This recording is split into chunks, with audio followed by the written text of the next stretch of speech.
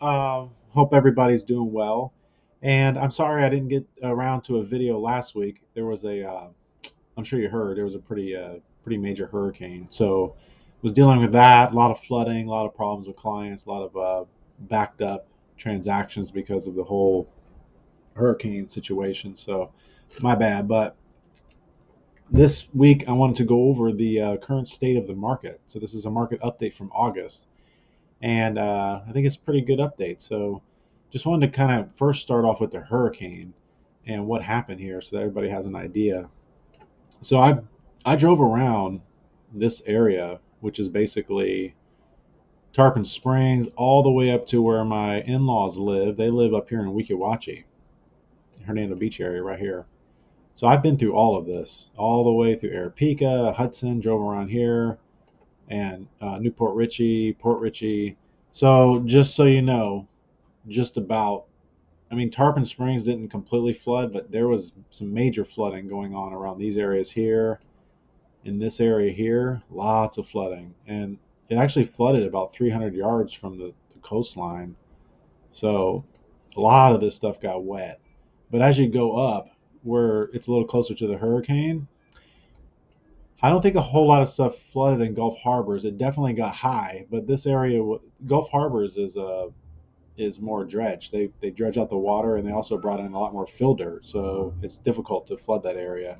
But these low areas in Port Richey and Hudson, out here in Sea Ranch and West Point and Leisure Beach, I think Leisure Beach probably didn't flood because Leisure Beach is a little higher. They brought in fill dirt, kind of like Gulf Harbors, but all of this in here, everything up here and everything in Weeki Hernando Beach, everything flooded. There was a furniture graveyard in Weeki. There was just, I mean, there was probably 3 feet of water in everybody's house there. They didn't know what they were doing.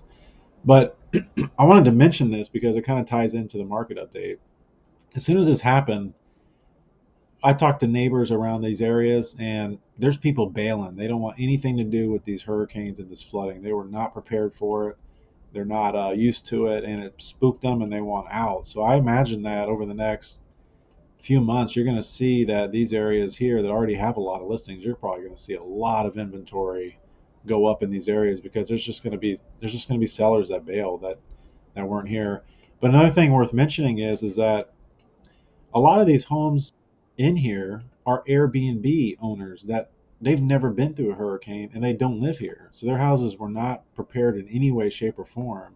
And just the current state of Airbnb is, if you're doing it like a hotel where you rent out 1 or 2 days as much as possible throughout a month, they're I think a lot of them are strapped because the Airbnb the traffic is down a lot. And then you think about it, you got a house that's barely producing, it's slow, it's during a slow season. You're making you know I think the average cap rate for Airbnbs on this waterfront stuff is about 3 to 4%. So if you're an investor and you want, say, 4 or 5 houses out here or anywhere in this area, and you're barely making 3 to 5% cap rate, what's the point of it? What is the point? Because you can take all your money and go and buy a treasury bond for 5%. So what is the point of owning a home and taking on risks like this? And it'd be, not making as much money and everything's really tight. But also the fact is that these areas were thinking that way before this hurricane came through. So I mean, I just think that the Airbnb people that are bought these expensive homes and thought they were going to get $800 or $900 a night, I don't think they're getting. I think they're getting a reality check right now, and they're going to make some hard decisions because they're strapped and they're tight and they paid a premium price for these houses, and we're not in the same market that we were last year. So just want to start the video off with that because it does tie into everything. So the market update. Let's go through everything. So I wanted to touch on these points. Start with home value growth year over year, days on market, price cut percentages, and for sale inventory. So this right now is I'm on Readventure app, which is a great app. I use it all the time. I look at it probably at least once a week just to keep up with everything. So this, I don't know if you guys remember last month, but these areas, Bradenton, I'm sorry, Manatee County, Hillsborough County, Pasco County, Hernando County, they were all not quite or just right around a 1% price drop. But you see now what's going on. You're almost at 2%. You're over 2% in Hillsborough County. You're over 1% in Pasco, but Pasco last month at wasn't at 1%, I believe. Hernando almost close to 3%, and St. Pete is actually up 1.1%, but that was also because of because this was up like 1.8%, I believe, last month. So this is year over year prices. So that means that to me that these prices are starting to crack, right? They've been going sideways. They've been consolidating. Now you're starting to see that there's some price reductions going on year over year.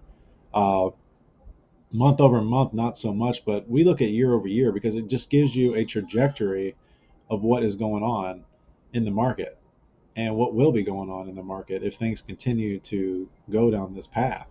So that's that. We can look at home year over year or month over month. So month over month, the market actually went up a little bit. That's not surprising because of the activity that we've had.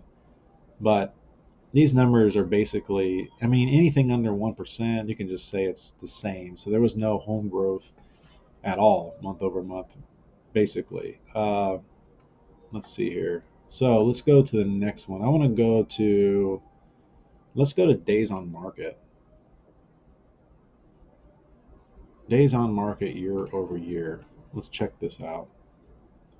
Okay, so this tells a big story. So Manatee County, 33%, almost 34% more homes on the market for longer. Tampa, 15.1%, Pasco, 18%, Hernando, 16%, and Pinellas is 28%.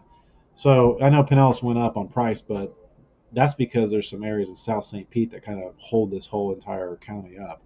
But this here, day, days on market growth to that extent, these are pretty extreme numbers, which means that houses are going on the market and most of them are sitting there for time and time again. And I expect these numbers, as we continue these updates, they're going to continue to go up over time. You're going to see these numbers increase, increase, increase. And as these numbers increase, increase, increase, you're going to see prices go down and down and down. They all correlate. So that's that. Let's look at price cut percentage. Where are we at? Did I miss it? Oh, here we go.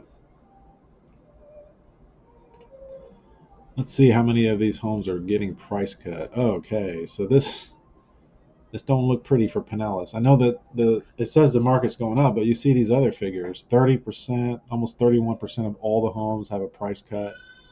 30% in Hillsborough, basically 30% in Pasco, 25% in Hernando, and 22% in Bradenton. I'm sorry, Manatee County. It's just, I mean, you can see it over here in Polk County, Osceola County, Orange County. That's a lot of price cutting. That means that a lot of the houses that come on are getting price cuts. I expect these numbers to really start to go up over the next few months. I think that there's going to be a lot more price cuts going on, and it doesn't tell you the percentage that they do cut the price. This just tells you the amount of price cuts that are going on. Out of 100 homes, 30 of them are cutting the price.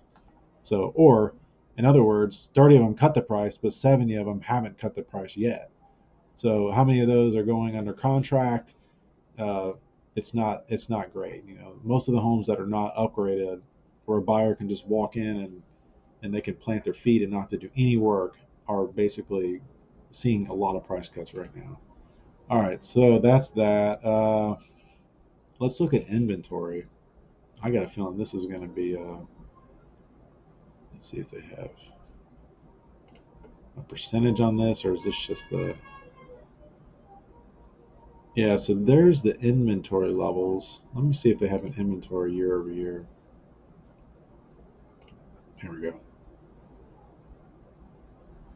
All right, so this is kind of what is a little bit of a problem. So I know that everybody hears this, and it's very true.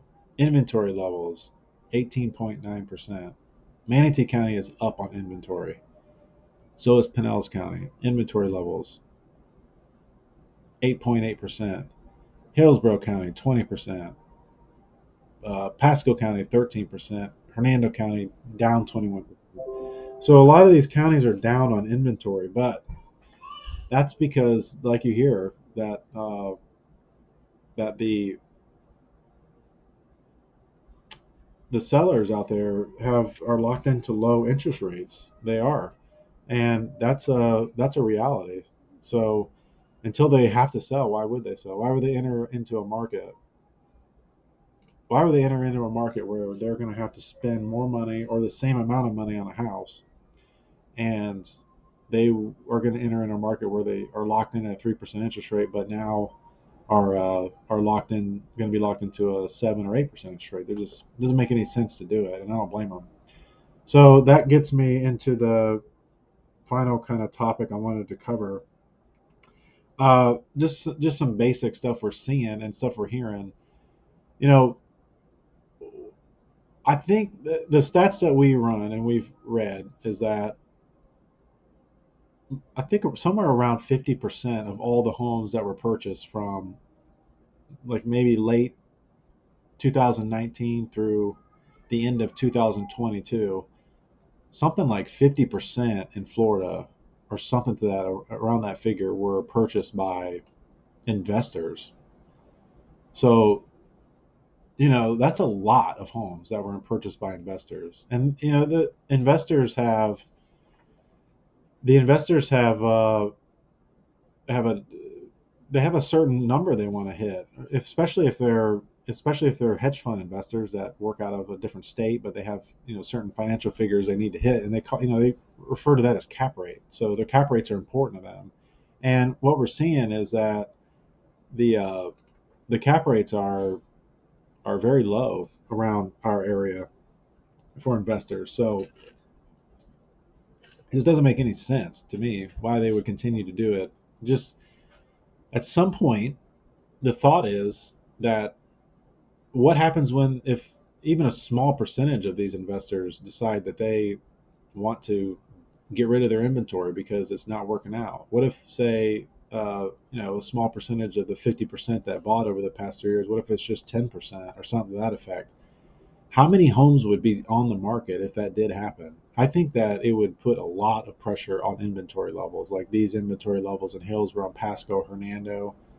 If all of a sudden investors decided that, hey, we're out, just put the home on the market. If that happened over, say, a 90-day time frame, because a lot of them are doing that, you'd see a substantial price in inventory.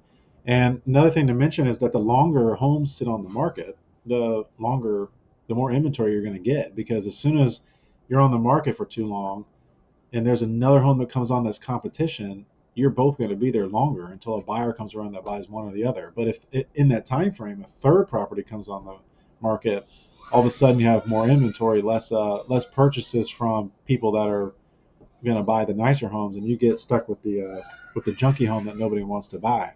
So that I wanted to mention the potential for foreclosures. I know that everybody talks about the subprime mortgage crisis that went on during 2007 and whatnot. But you know, they wrote a lot of mortgages to people that they can't afford, and they've done that. They've been doing that since about 2019, maybe a little earlier, through now. I mean, they're still doing it. And the thing is that, and the lender knows this, just like anybody in our profession knows that if you're a buyer and you get a mortgage at 50% of your debt to income ratio, you're going to be tight. Money is going to be super tight, and you're going to be strapped. You don't know it because it's just, you're so enthused to buy a house that you don't mind, and you'll do it just to get the house. And all of a sudden, especially in 2022, I mean, people would do anything to get a house. But they've been writing 50% debt to income ratio homes, and even higher. I've seen them at 65% on people, and it's just crazy. I mean, if you think about it, if you make $6,000 a month and you put another, uh, just imagine you have yourself and you have your wife and two kids, and between the two of you, you make uh, $6,000 a month, which is about the local income ratio of our area. 3,000 of that goes to a mortgage. You have two vehicles, $400 each. So say close to another thousand with insurance and car vehicle payments goes towards your just to drive around. So now you've exhausted everything. You've exhausted a lot of your budget, and then you got to think about groceries that have gone up in price, gas that goes up in price. All this stuff is going up in price, and people are going to be it's going to be really difficult, and people are going to be it's going to be tight with money, it's going to be tight with everything. And I mean, I just don't know what people do. I mean, you just sit around and go paycheck to paycheck, and barely making ends meet. And then what happens? You watch interest rate. What happens if the prices go down and you bought a house at this extreme interest rate? You watch your house value go down. You're barely making the payments, barely getting by. The value goes down. You watch interest rates go down. I mean, what do you do? I mean, a lot of people walk away from those situations. Sorry about all the noise. I'm at my house. My kids are running ragged out there. Anyways, the that's one thing. But another thing is that they have uh, they have as inventory and the unemployment rate kind of go hand in hand. So as unemployment goes up, inventory levels go down. So as unemployment goes up, inventory levels are also going. I'm sorry, I said that wrong. Inventory goes is correlated directly with unemployment. If unemployment rate is low, inventory is typically low. If unemployment rate starts to go up, then inventory levels will follow. Just because as unemployment goes up, people that have equity, which just about everybody does, they have to sell their house to maintain their lifestyle. So that's what they do. They put their house on the market. So we just had an increase of inventory, or I'm sorry, of unemployment from 3.4% to 3.8%, or it was 3.2%. They were expecting 3.4%. It went to 3.8%. So it was actually higher than what they anticipated. But it sounds like minuscule numbers. But if you get inventory levels to go, or unemployment levels to go from 3.8 to say 5%, and only uh, let's say a small, say a quarter of the people who go unemployed actually end up selling their house. Just a quarter of them. One out of four people have to sell their house because they lost their job and they're having a hard time finding a new one in an environment where people aren't hiring. I think that's fair to say. It's probably a little bit higher than that. But just those figures alone, if that happened in the whole United States, there's 167 million people employed. And if it went from 3.8 to 5.0 unemployment rate, then you're talking an additional like 800,000 houses on the market. And that's a lot because the inventory levels right now are around 2 million. So you're talking a substantial bump in the inventory levels if unemployment rates continue to go up. I mean, that can all happen. So there's just this, to me, there's this headwind of stuff going on. Investors that could pull out, uh, buyers that are really really strapped with money that's tight, that could happen. And then the unemployment rate, if it starts to go up, all this inventory could be severely increased because of this. And right now we have about 12 to 13,000 homes on the market, but to be comfortable in our area we need about between 20 and 25,000 homes. I could just imagine the situation if you're a seller or if you're a buyer. You, especially if you're a seller and your house is on the market or going to be on the market, just think buyers are disgruntled. They're not happy that they are paying premium prices just like they were in 22, but also now they're paying premium prices, but they're also going to get hit with a high interest rate. So they're super strapped. They're walking in, they can barely afford it. The only people who are buying homes right now have to buy for whatever reason, and they're coming into a situation where they're purchasing it, and maybe they have enough money for the down payment and closing costs and a little bit of money saved up just in case things get a little shaky and they can't afford stuff. But they get into the house and they're there, and then they're not very happy about it, but they're there. Now that same scenario has been going on for a while now, maybe about a year, or since prices went so sky high. I mean, if you're strapped and you are, just think about it, you're strapped and you're barely making by, but you don't want to give up your lifestyle, which most people don't. So you start stacking credit cards, you start maxing credit cards out that you can never pay back, or you start dipping into your savings, and all of a sudden, everything comes to a head where you're maxed out on credit cards and you have no more savings.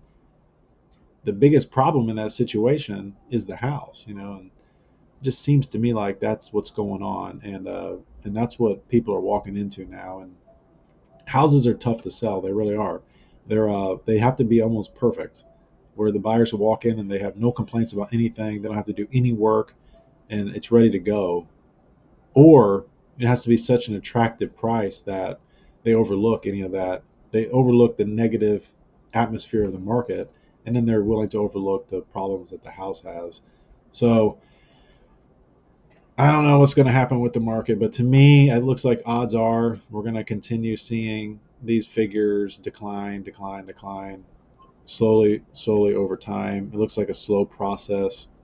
The only thing that could bring it, from what we're reading and what we're researching, is if income levels start to really go up fast. I mean, they'd have to go up fast, but income levels are going down, I believe, or they're not going up a lot, maybe a little bit. So I just don't know what's going to happen, but it looks like the odds are that we're going to see this real estate market start to slowly decline, and probably be in a market like that for a while until the Fed pivots and gets interest rates under 5%.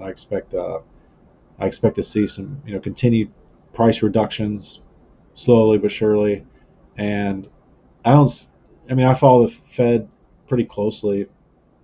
They seem to move like turtles. I mean, it took them this long to get the interest rates up, or the inflation rate down, and they just did it slowly over about 2 year period. So I mean, if you take right now and you say that they might pivot in the next I don't know, 6 months, and then it'll take them 2 years to get interest rates down from 7.5% to 5% or a little bit below that. I mean, between now and 2 years, that's a long time to let these situations that are unfolding just marinate like that. And I don't foresee them being able to get interest rates and buyers back in the market quick enough before some of these things start to really put pressure on the real estate economy. So that's just my 2 cents, but you know, who knows? I hear all kinds of experts saying all kinds of different things. They also said in 2020 that the market was going to collapse because of the COVID virus, and they were completely wrong about that. So anyways, it's just my 2 cents. Just wanted to give you guys an update, but that is what is going on here. That we are seeing prices go down slowly but surely. So hang in there, and then if you need anything, give us a call. If you're a buyer, just make sure that you're getting a home that's ready to go, and you can probably get a discount most likely. And if you're a seller,